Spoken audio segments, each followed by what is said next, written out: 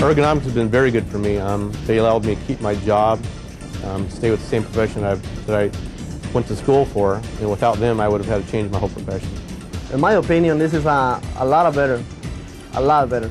Just through sheer repetition, we've developed methods that have kept us from becoming injured. You want to come to work and do the job now because it's a lot easier and you don't have to worry about getting hurt.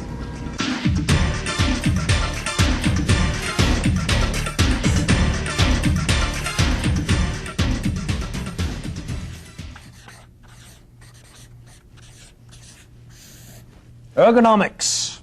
Ergonomics is the scientific study of how the human body performs tasks in the workplace, fitting the job to the worker. The goal of ergonomics is to create jobs, tools, equipment, and workplaces to fit the worker.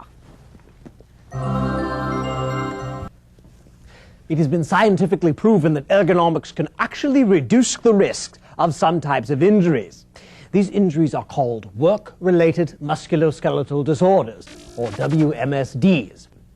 There are many things that everyone does on the job and at home that could contribute to WMSD if they are done for long enough periods of time. Risk factors include working in awkward postures, using high hand force, performing repetitive motions, using your hand or knee to make repeated impacts, heavy, frequent, or awkward lifting, and exposure to moderate to high levels of vibration. Just because your job has risk factors doesn't mean that you're going to have a WMSD though. In fact, a little bit of exposure to some risk factors can actually be good for you. Occasionally moving into awkward postures, like reaching or bending, will help to stretch and exercise your muscles. Whether or not a risk factor will result in a WMSD depends on the duration, the frequency, and the intensity of whatever it is you are doing. How long, how often, and how much.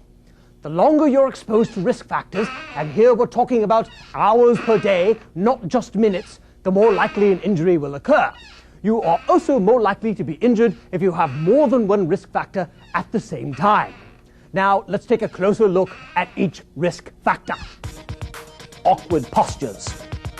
To understand what an awkward posture is, it helps to understand the opposite, good posture.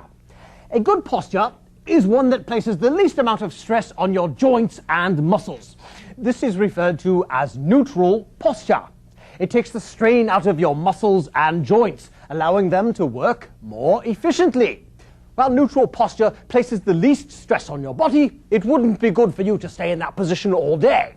Your body was designed to move around and is much happier when it is active. Some parts of your job may require you to move into or maintain postures that aren't neutral. They include things like working with your hands over your head or your elbows above your shoulders. Repeatedly moving in and out of this posture could lead to a shoulder or elbow WMSD. Holding your arms up overhead without bringing them down can also cause problems.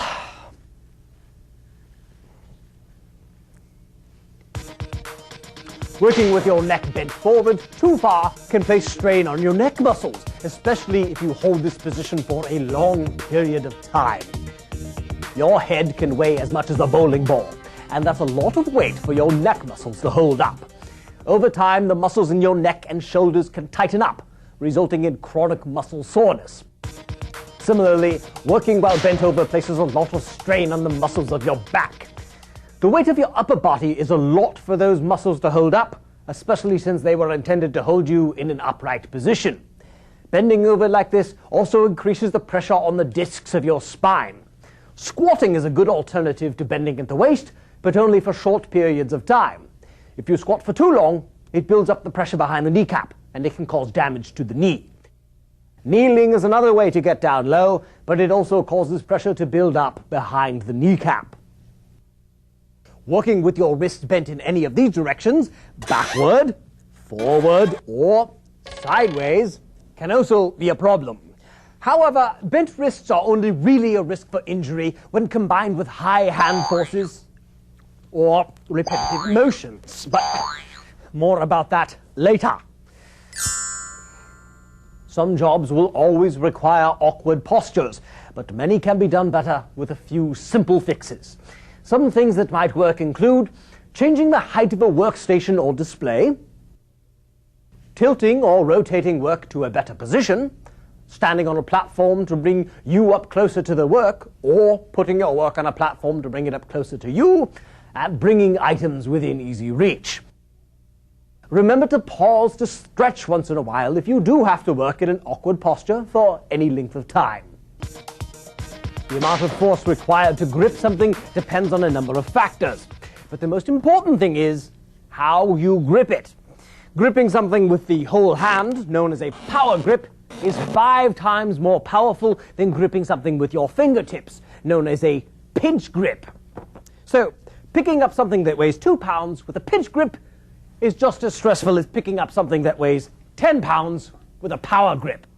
When you bend your wrists, you actually lose a significant amount of your grip strength. This increases your risk for injury, especially to the wrist and elbow.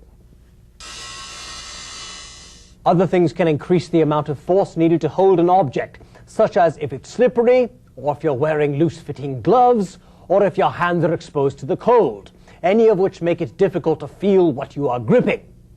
One of the best ways to reduce grip force is to use power grips instead of pinch grips whenever possible. For example, picking up an object from the bottom using your whole hand. Attach handles to things or use lift tools. Another great idea is to build up the handles on small tools to reduce the grip force. There are several things you can do to reduce the force you use when handling objects. Pick up smaller loads. Use power tools instead of hand tools. Keep tools maintained to reduce the force required to operate them. Use lighter tools or tool balancers. Use 2 hands to cut the force per hand in half. And remember to keep your wrists straight. Grip forces are also a problem if you hold onto an object for a long period of time. You can avoid this by using clamps to hold on to your work, placing items on a cart rather than carrying them, and putting a tool down when you are not actually using it. Motions are considered highly repetitive when you use a part of your body to make the same motion over and over again without pauses. Most repetitive motions involve the hand, wrist, elbow, shoulder, and neck. Making the same motion repeatedly can cause a lot of wear and tear on the joints. If you don't rest to allow time to heal, the damage can just keep building up. Repetitive motions may be required for your job. However, a lot of times you have some control over what motions you make and how often you make them. Things you can do to reduce repetitive motions include: arrange work to avoid unnecessary motions, let power tools and machinery do the work, spread repetitive work out during the day, take pauses to stretch, change hands or motions frequently. If possible, rotate jobs with co-workers. Intensive keying is a specific kind of repetitive motion. It involves highly repetitive movements of the fingers for a long duration, 4 or more hours a day, doing tasks like data entry or transcription. The repetitive movements of your fingers create a risk for hand and wrist injuries. However, intensive keying can be stressful for your whole body, especially if you work in awkward postures as well. There are several things you can do to reduce risk of injury from intensive keying. Spread keyboard work throughout the day. Take pauses to stretch. Improve your posture and move around as much as possible. Repetitively using your knee as a hammer, such as this carpet layer is doing to stretch carpet using a knee kicker, can damage the soft tissues in the knee. God, that has got to hurt! Similarly, there are many soft tissues in the palm of your hand that are easily damaged when using the palm as a hammer.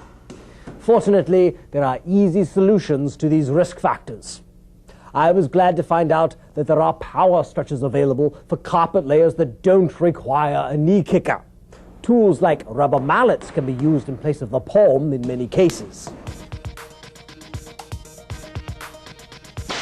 Most people are aware that lifting heavy objects increases the risk for injury. Fewer people know that repetitive lifting and lifting even moderate loads while bent over or reaching out can be just as hazardous. When you bend over to pick up something from below your knees, not only does your back have to lift the object, but it also has to lift the weight of your upper body. Something else to keep in mind: the same stresses are there when you lower something as when you lift it. Look for alternatives to lifting, including hand trucks, conveyors, carts, and other mechanical assistants. If these aren't available, get help from a co-worker. Avoid storing things on the floor unless you use a hand truck to move them. Store them on the surface between knee and waist level instead. Power tools can transmit vibration to the hands and arms. Not surprisingly, this has a number of effects on the body. If you're exposed to enough vibration, it can cause damage to the blood vessels and nerves in your hands and arms. Vibration also tends to make the muscles tighten up. The tighter you grip the tool, the more vibration gets transmitted to your hands and arms, making injury more likely to occur. It takes quite a bit of vibration to actually cause an injury. But if you use a lot of power tools, you should take all the steps you can to reduce your exposure. Use low vibration tools if they are available. Keep your tools well maintained and keep your hands warm. This increases the blood flow and minimizes the damage that vibration can cause. Ergonomics. Remember, it's a tool you can use to make your job healthier and better. By applying ergonomics, risk factors can be reduced and WMSDs prevented. You are the expert when it comes to your job, and you can play an important role in your company's ergonomics efforts. There are a lot of changes that you and your employer can make to the way that you do your job that will make it more enjoyable. And there's nothing wrong with that. Thanks for your time and attention. Oh, there you are, dear boy. Where did you get that cookie? Take me to the cookies. What do you mean that's the last one? Give me a bite. Give me that. Come back here.